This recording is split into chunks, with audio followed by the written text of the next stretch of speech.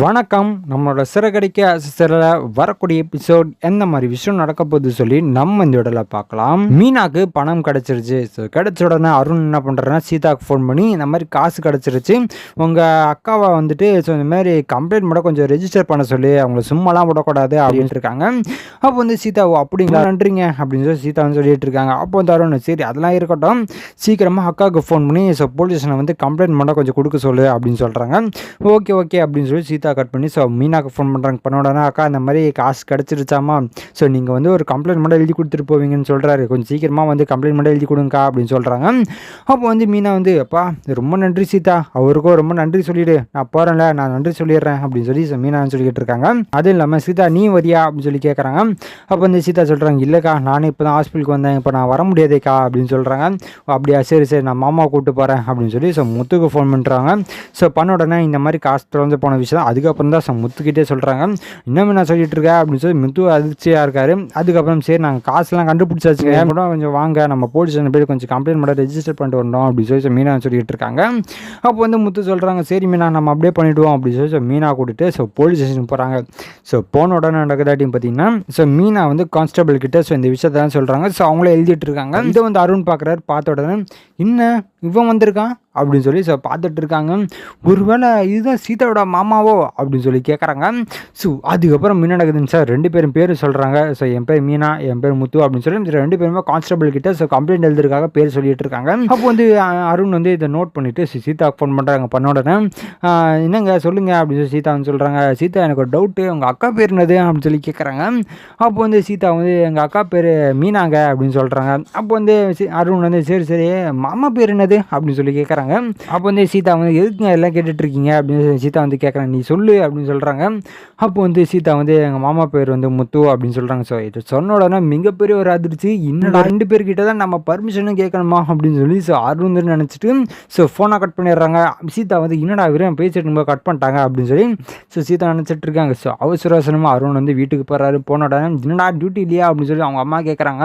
அம்மா அதோட ஒரு மிகப்பெரிய ஒரு பிரச்சனைமா அப்படின்னு சொல்லி அருண் சொல்லிக்கிட்டு இருக்காரு. என்னடா ஆச்சு அப்படின்னு சொல்லி கேட்குறாங்க. அம்மா அந்த மாதிரி சீதா வந்து அவங்க மாமா கிட்டே அக்கா கிட்டே பர்மிஷன் கேட்கணும் அப்படின்னு சொன்னாங்க இல்லையா, ஸோ அது யார் தெரியுமா அப்படின்னு சொல்லி கேட்குறாங்க. அப்போ வந்து அருணோட அம்மா யாரா அப்படின்னு சொல்லி கேட்குறாங்க. அது சீதாவோட மாமா யாருன்னா அதாம்மா நான் சொன்னேனே அப்பப்போ ஒருத்தன் வந்து பிரச்சனை பண்ணிட்டு இருப்பான் அப்படின்னு சொன்னேன்ல அது அவர் தாம்மா அப்படின்னு சொல்லிட்டு இருக்காங்க.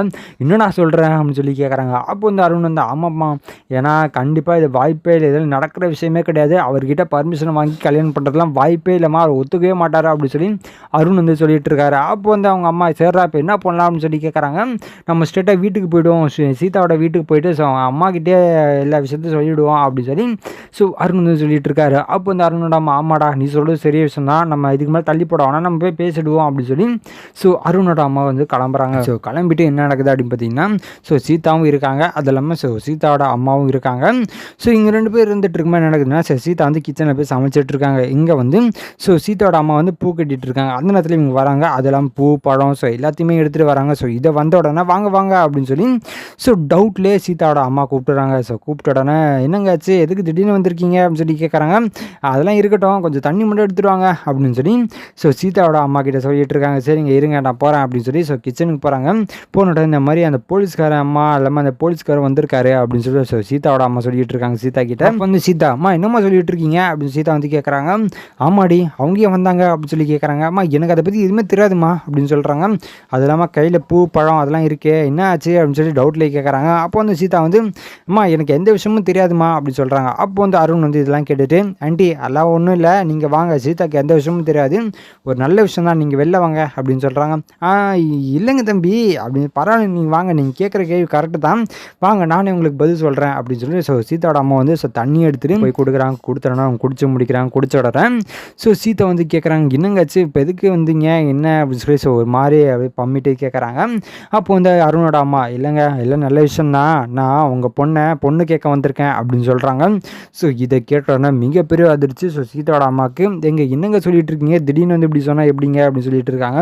அப்போ வந்து அருண் வந்து சீதாக்கு முதலே தெரியும், சீதா வந்து இந்த மாதிரி எங்கள் மாமா கிட்ட தான் பர்மிஷன் கேட்கணும் அப்படின்னு சொன்னால், ஆனால் அது வேலைக்கு ஆகாதுன்னு சொல்லிட்டு தான் நாங்கள் ஸ்ட்ரெயிட்டாக வந்துட்டோம் அப்படின்னு சொல்கிறாங்க.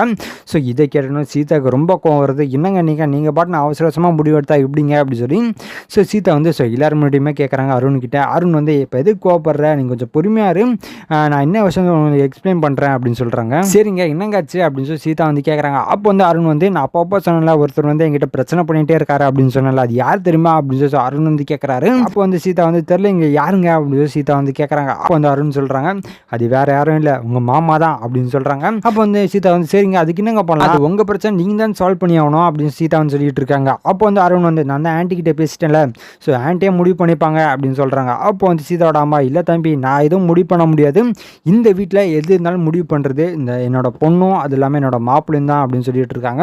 அப்போ வந்து அருண் வந்து ஆன்ட்டி நீங்கள் கொஞ்சம் பார்த்து பண்ணலாம் இல்லையா, நீங்கள் என்னை பற்றி அவர்கிட்ட கொஞ்சம் எடுத்து சொன்னால் அவரே புரிஞ்சுப்பார்ல அப்படின்னு சொல்கிறாங்க. அப்போ வந்து சீதாவோட அம்மா தம்பி என்னால் எதுவுமே பண்ண முடியாதுப்பா, எது இருந்தாலும் முடிவு பண்ணுறது அவர் தான், அது இல்லாமல் நீங்கள் பிரச்சனை சொல்கிறீங்க, ஸோ நானும் அவர்கிட்ட பேசவும் முடியாது அப்படின்னு சொல்லி ஸோ அருண்கிட்ட சொல்லிட்டு இருக்காங்க.